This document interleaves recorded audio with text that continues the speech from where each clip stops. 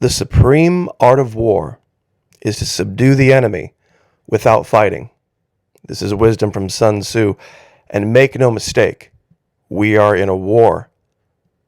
Unfortunately, we have too many on our side that are attempting to use the techniques from last century to win a 21st century war. It's a war that's going to be fought not on an open battlefield, but in the shadows. Let your plans be dark and impenetrable as night, and when you move, fall like a thunderbolt. Both of these pieces of wisdom from Sun Tzu point to one thing and one thing only: psychological operations. The idea of moving in the background and using subtle tactics and techniques to defeat, disarm, and neuter your enemy. If he doesn't even know what to shoot at or where to shoot, I don't care what kind of a weapon he has. That's what I have been trying to do over at the Florida Maquis Patreon channel, using specific real-world examples. And in today's video right here, I'm going to give you a sneak peek. I'm going to show you something from a song that seems like it's pretty innocuous, but it gives us an insight into life in America about 53 years ago. And you're going to see something that I guarantee nobody has ever seen before. When you apply psychology and you pay attention to words very closely as if they mean something, and you do a little bit of research, you're going to realize something that's going to blow your mind. Now, those of you who'd like to join us over the Patreon channel, only $1. I've set it at the lowest allowable level to make it available to every possible person I can. And you can go over there and you can sample all the videos for 3 full months. And if at the end of that 3 months it's not for you, all $3 come right back at you. No questions asked. So no risks for 90 days. But trust me, you're going to learn something over there. Because I remember when I went through the training, I was jaw open most days, realizing, wow, I don't know near as much as I thought now. This is going to seem like an innocuous example, but there's a song out that many from my generation, and maybe even a little younger, have heard, Fancy by Reba McEntire. It was written by a woman named Bobbie Gentry back in 1969. Now, they modified the lyric in a way to make it radio friendly, but they didn't realize, if you paid attention closely to the rest of the radio lyric, it would point to the fact that they had manipulated the one line. Because there's no way to get around it. And what if I told you there's even another hidden secret in the song? That the song is actually about the songwriter. No way. No way Bobbie Gentry would have done it. When you look at the ages and you look at the times in the song, it makes perfect sense. Now, let's start with point number 1. This is one big point of contention I've had. It starts, I remember it all very well looking back. It was the summer I turned, now they say 18. The original lyric was 13. For a lot of different reasons. We cover that over at the Patreon channel. It was the summer I turned 13. How do we know this? Well, it's even in verse 1. We didn't have money for food or rent, hard pressed. Now, you start to see it a little bit. Mama washed and combed and curled my hair. How many 18-year-old girls do you know that their mother does that for them? How many 18-year-old girls do you know that their mother does their makeup for them? Painted my eyes and lips. Then I stepped into a satin dancing dress that had a split on the side clean up to my hip. Red velvet trim fit me good. Now pay attention. Standing back from the looking glass, there stood a woman where a half-grown kid had stood. Now, wait a minute. In 1969, when this song was written, nobody would have described an 18-year-old girl as a half-grown kid. The drinking age was only 18 at that time. You were a full-grown adult. And if you were an 18-year-old girl and you had done nothing to bring money into your household, by that time in your life, either get married to a rich man or wait tables somewhere, do something. If you hadn't done that by 18, you would have been seen as the worst kid on the planet and probably deserving of anything you got. But it gets better. You see, a lot of people look at this and they think they're talking about sending her out to be a stripper or some type of a prostitute. That is not what was going on. This is something that has gone by the wayside in this country for a long time. We have forgotten about it. There were these venues where they had these girls they referred to as taxi dancers. Have you ever heard the term, my dance card is full? Well, these girls, all they would do is they would just be there at the dance hall. And for a certain amount of money, usually a dime, you would get a song. And you would dance with the girl for that dime, and she would, of course, make you feel like you're the best guy in the world and all this. And of course, that led to exchange of information, and it probably did lead, of course, to some level of prostitution. But the amount of money that could be made just dancing at that time, at 10 cents a song at that time, was quite a bit, especially with tips and everything else. So these are three examples of the dress that she's describing. The songwriter is describing these dresses. These were very common images at that time, back in '69, that Bobbie Gentry would have seen. Now, here is Bobbie Gentry herself on the cover of Fancy, the original vinyl, wearing that dress. A little bit more lingerie, less dress.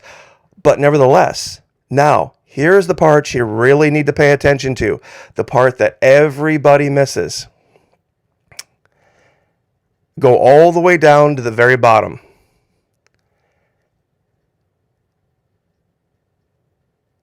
Now, it says here, forgive me for what I do, but if you want out, well, it's up to you. Now, don't let me down now. Your mama's going to move you uptown. This girl was allegedly 18. She could have done whatever she wanted to at 18, correct? If it was truly 18. Now, here's at the very end of the song, they give it away. Now, in this world, there's a lot of self-righteous hypocrites that call me bad. They criticize mama for turning me out, no matter how little we had. Pay attention. But though I ain't had to worry about nothing for nigh on 15 years. Okay, I can still hear the desperation, my poor mama. Okay, so let's 1969. Okay, 1969 minus 15 years. She's right throughout the song in 69. Let's assume it's about her.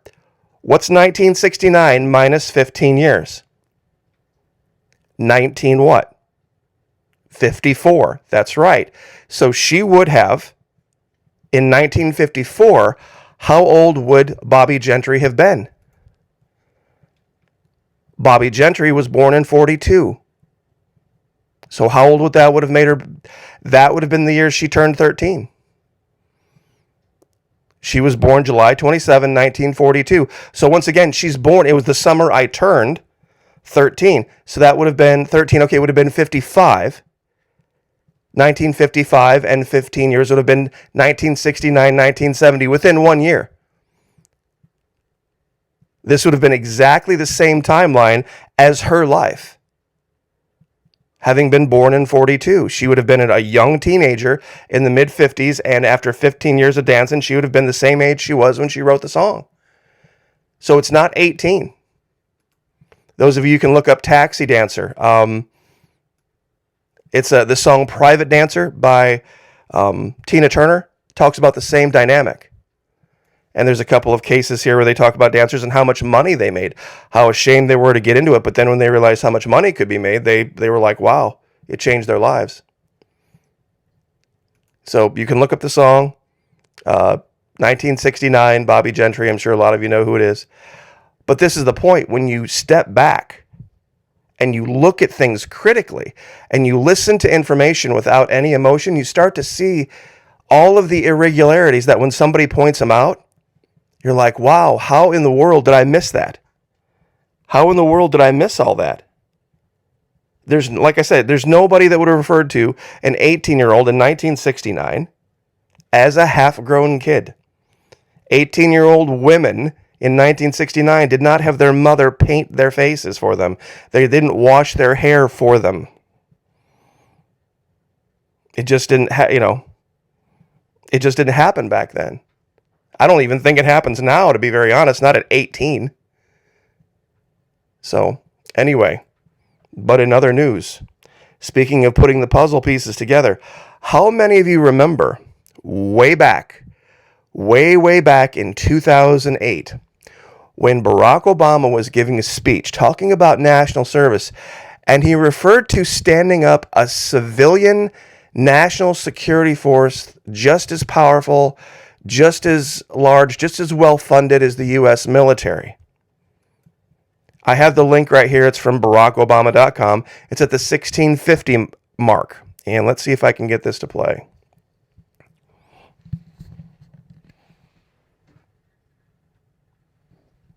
One second. Civilian national security force that's just as powerful, just as strong, just as well funded. Now, that statement sent a lot of people off back then looking, wait a minute, what is Barack Obama talking about? Some civilian force that's going to answer just to him? That he's going to send out to do his bidding? Well, guess what? It didn't happen during Barack Obama's presidency, but Lisa Haven, Justice Knight, Restricted Republic, they picked up on it. Talking that Biden now is talking about standing this force back up. And she has this. Now, I'm going to not step on her toes here. Biden's digital strategy, an army of influencers, a nationwide army answerable only to him, not working for a dime, volunteering to root out troublemakers or those who the government might see as an enemy. This is an Axios article. AmeriCorps fits the bill. You ready for this? AmeriCorps, formed in 1993, has employees, 586. You ready for the annual budget? $1.055 billion US dollars. 586 employees, but an annual budget of $1 billion.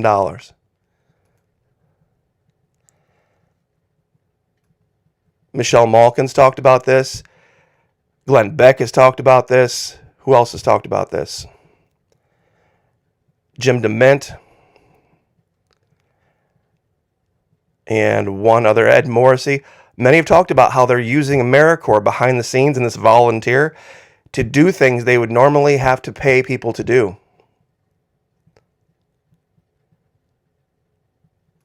And AmeriCorps, most recently, has said they're going to join Justice 40, the initiative that says they're going to dedicate themselves to climate, clean energy, affordable and sustainable housing, clean water, disadvantaged communities, marginalized, overburdened, underserved, all this kind of stuff. So we found the army. We found the magical make-believe army, the robot army that's going to go out and do their bidding for free, basically. They're going to volunteer to do it. Oh, they're going to do it quid pro quo. Meaning, they're going to go out and they're going to scratch the back of the Biden administration and not take a dime for it. But then later on down the road, they'll get some kind of notoriety or compensation. Or what will happen is the government will get in with their buddies at YouTube or Twitter or wherever else, and they will say, hey, you know what? We need to pay these guys back. Can you adjust your algorithm to make these particular influencers get more viewers and get more revenue from ads and be more popular than these other people over here that didn't help us out? And that's all they'll have to do. It's in the interest of national security. It's in the interest of national security that you do that. It's exactly what they're going to do. You mark my words. They're going to go out. They're not going to be technically paid. They're not going to be on anybody's payroll. People are all flipping out about FEMA. Watch AmeriCorps. You watch. They'll go out and they'll volunteer to do it. They'll put in the time ahead of time so that later on the U.S. government can help them get more followers and more subscribers and more reach, larger platforms. And that, of course, will then translate into deals and all this different things. It'll definitely end up with money in their pocket, but nobody will follow it down the rabbit hole that far. Because once again, national security is at stake. National security. So don't think that your enemy is not engaging. in psychological operations. Don't think they don't have their own little dark things going on. If you don't know how to do it, if you don't know how to identify it, if you aren't trained in the arts, you're just going to be a victim. So once again, $1. That's it. That's all I ask. $1 per month, even less if you sign up for an entire year. Comes out to like even less than 3 pennies a day, really, when you sign up for all 365 days ahead of time. So we would love to have you there. And believe me, there'll be folks down in the comment section that will attest to it. And like I said, it's risk-free. There's a comment section over there. There's an inbox function over there where you can direct message me. And, some people have said, Florida Maquis, I went over there and I saw your stuff and it's just too much for me. I can't handle the adult imagery. I can't handle the adult language. I can't handle, what used to be normal. What used to be what people could do. We could talk about things in an open way without having to worry about hurting anybody's feelings. And we could show images that adults were used to seeing and people wouldn't avert their eyes for fear of whatever. So anyway, I will leave it there. God bless. Have a wonderful day. Like, share, subscribe. We'll see you guys next time.